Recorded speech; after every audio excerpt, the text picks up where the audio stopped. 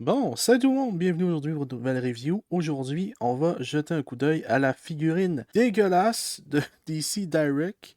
Et c'est bien sûr Robin. Mais sache que cette maison est la tienne aussi longtemps que tu le désireras. Merci, monsieur. Ok, donc j'ai dit complètement dégueulasse, mais en vrai, c'est juste le style.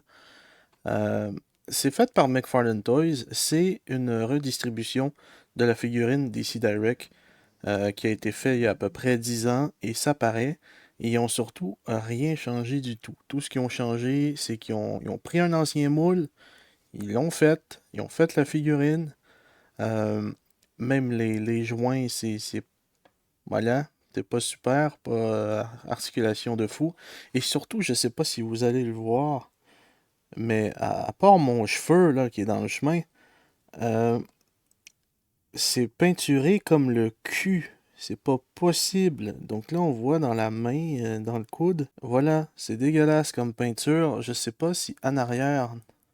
Non, en arrière, pour ce qui est des joints des genoux, c'est plutôt pas mal, mais pour les bras, c'est dégueulasse. Il y a surtout cette genre d'effet de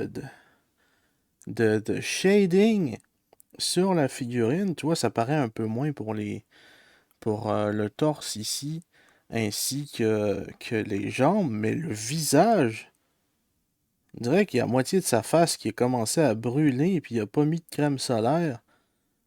Ça fait aucun sens. Bon, niveau articulation, cette figurine-là est tout simplement nulle à chier. Elle a les mêmes articulations que Mr. Freeze, que j'ai fait la review le mois dernier.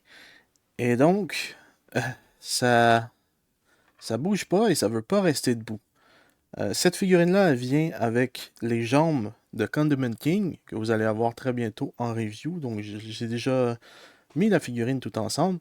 Et on peut voir que Condiment King, comparé à Robin, c'est le jour et la nuit, et ça paraît que Condiment King, c'est une figurine qui a été travaillée et qui a été refait à zéro, et c'est pas un ancien moule, c'est un nouveau moule. Parce que ben, les articulations, c'est pas aussi smooth que Condiment King. Je veux dire, c'est rough, c'est pas super.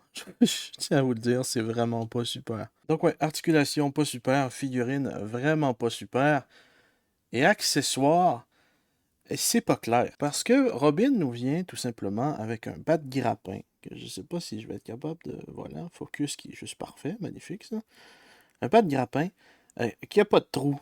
Et ça nous vient avec une genre de ligne de bat de grappin super mou. C'est.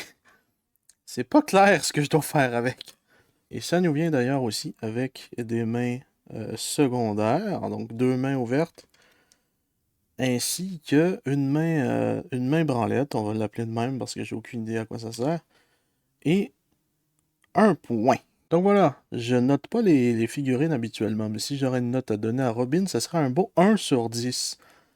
Parce que c'est vraiment pas super. Comparé à Batman, comparé à Scarecrow et même Mr. Freeze. Mr. Freeze était vraiment dégueulasse, par exemple, t'es pas capable de tenir debout, donc c'est un peu mieux que... Bon, même là. C'est un peu mieux que Mr. Freeze, s'il veut bien rester debout. Voilà, il reste debout, mais il penche par en avant. Donc voilà, c'est un peu dommage, pas vous mentir. Mais c'est ça, quand ils nous ressortent des anciens moules, les joints sont vraiment dégueulasses. Je veux dire, on dirait que ça vient d'une maison de fumeurs, là. Ça fait aucun fucking sens. Sinon, les autres ont de l'air plutôt pas mal. Donc voilà, je vais vous laisser là-dessus. Si la vidéo vous aura plu, bah, juste likez, partagez, commentez comme d'habitude. Et puis moi, je vous laisse. À la prochaine. Portez-vous bien tout le monde. Peace!